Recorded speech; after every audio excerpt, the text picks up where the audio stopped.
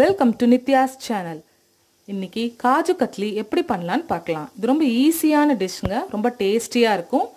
நிறைய பேருக்கு இது ரொம்ப பிடிக்கும். ஒரு கப் முந்திரி எடுத்துர்க்கேன், ஒரு 300 grams இருக்கும். அதே கப்ல half cup sugar. அவ்வளவுதாங்க. இது ரெண்டே பொருள் வச்சு ஈஸியா வீட்லயே காஜு கட்லி எப்படி செய்யலாம்னு பார்க்கலாம் வாங்க. First step, அந்த முந்திரியை மிக்ஸில போட்டு நல்லா ஒரு ஃபைன் பவுடரை அரைச்சு எடுத்துக்கலாம். நல்லா அரைச்சாச்சு.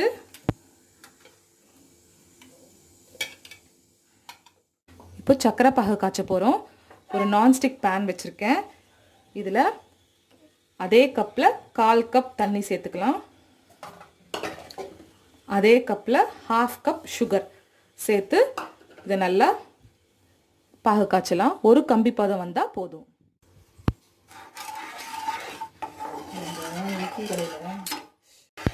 ஒரு கப் முந்திரிக்கு 1/2 கப் சுகர், 1/4 கப் தண்ணி. அவ்வளவுதாங்க. ஈஸியா நம்ம காஜு கட்லி செஞ்சிடலாம் வீட்லயே. செய்யறதும் ரொம்ப ஈஸி தான். டைம் ரொம்ப கம்மியா தான் ஆகும். ஒரு கம்பி பதம் வந்தா போதும். இப்போ நம்ம அரைச்சு வச்சிருக்க கேஷ்யூ பவுடரை சேர்த்துக்கலாம்.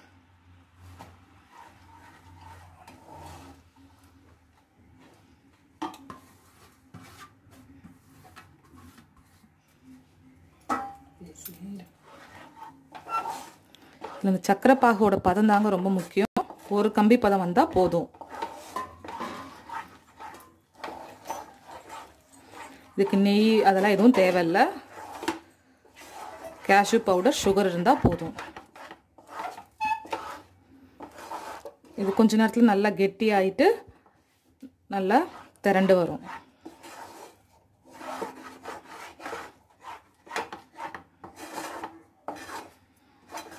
கைவிடாம கலரிக்கிட்டே இருங்க. இதெல்லாம் ஒண்ணா திரண்டு வருது பாருங்க. இந்த மாதிரி வரும்போது ஃப்ளேமை ரொம்ப லோ ஆக்கிட்டு இன்னும் கொஞ்ச நேரம் கலரிக்கிட்டே இருக்கலாம்.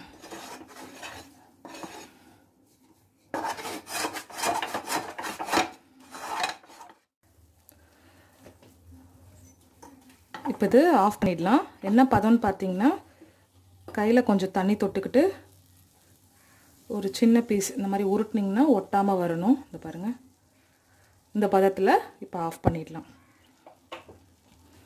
ஆஃப் பண்ணிவிட்டு இது வேறு ஒரு பிளேட்டுக்கு மாற்றி ஒரு 3 to 4 minutes நல்லா ஆற வச்சிடலாம். இந்த பிளேட்டில் ட்ரான்ஸ்ஃபர் பண்ணிடலாம்.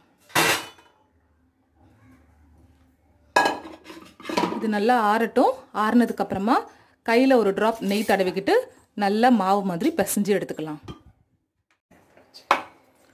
பாருங்க, இந்த மாதிரி நல்லா தளதளன்னு பிசைஞ்சு எடுத்துட்டோம்.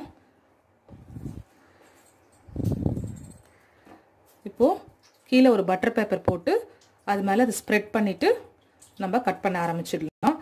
பட்டர் பேப்பர் இல்லைன்னா அலுமினியம் ஃபாயிலை போடுங்க. இல்லாட்டி நீங்கள் ஆயில் வாங்கின கவர் இருந்தால் கூட அதில் ஸ்ப்ரெட் பண்ணிக்கலாம். கீழே பார்த்தீங்கன்னா பூரி தேய்க்கிற கட்டை வச்சுருக்கேன். அதுக்கு மேலே அலுமினியம் ஃபாயில் வச்சுருக்கேன். அலுமினியம் ஃபாயிலில் ஒரு 2-3 ட்ராப் நெய் தடவிக்கிறேன். நிறைய தடவணும்னு அவசியம் இல்லை. இப்போது அந்த காஜு கத்லி நம்ம செஞ்சு வச்ச அந்த மாவை, பிசைஞ்சு வச்ச அந்த மாவை வந்து இதில் ஸ்ப்ரெட் பண்ணிக்கிறேன்.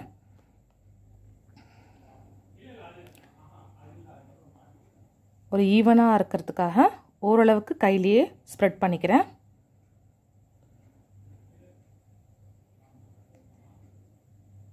இந்த கையோட இம்ப்ரெஷன்லாம் தெரியாமல் இருக்கிறதுக்காக மேலே ஒரு ஃபாயில் வச்சு கவர் பண்ணிக்கிறேன். கவர் பண்ணிவிட்டு சப்பாத்தி தேய்க்கிற கட்டையை வச்சு ஜென்டிலாக ப்ரெஸ் பண்ணிக்கிறேன். நல்ல கரெக்டான சைஸ், திக்னஸ் ஒரே மாதிரி லெவலாக கிடைக்கும். அதுவும் இல்லாமல் அந்த கையோட இம்ப்ரெஷன்லாம் இல்லாமல் ஃப்ளாட்டாக இருக்கும். அதுக்காக இப்போ இதை எடுத்துட்டு நம்மளுக்கு வேணுன்ற ஷேப்பில் கட் பண்ணிக்கலாம்.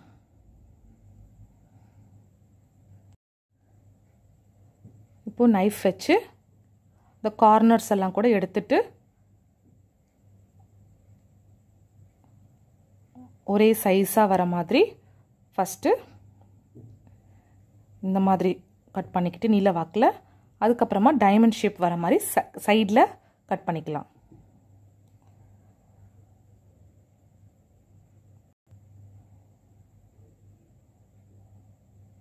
அடியில் ஃபாயில் இருக்கிறதுனால பார்த்து கட் பண்ணணும். அதிகமாக ப்ரெஸ் பண்ணிட்டா அது கிழிஞ்சிரும். அதனால் பார்த்து கட் பண்ணிக்கிட்டு இருக்கேன்.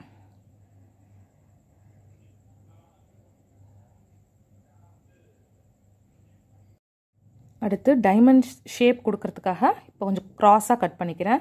இந்த சைட்ஸ்லலாம் இருக்கிறது வந்து வேஸ்ட் கிடையாதுங்க. கடைசியாக அதெல்லாம் திரும்பவும் பிசைஞ்சு திரும்பவும் நம்ம இதே மாதிரி தட்டி நம்ம டைமண்டாக கட் பண்ணி எடுத்துக்கலாம்.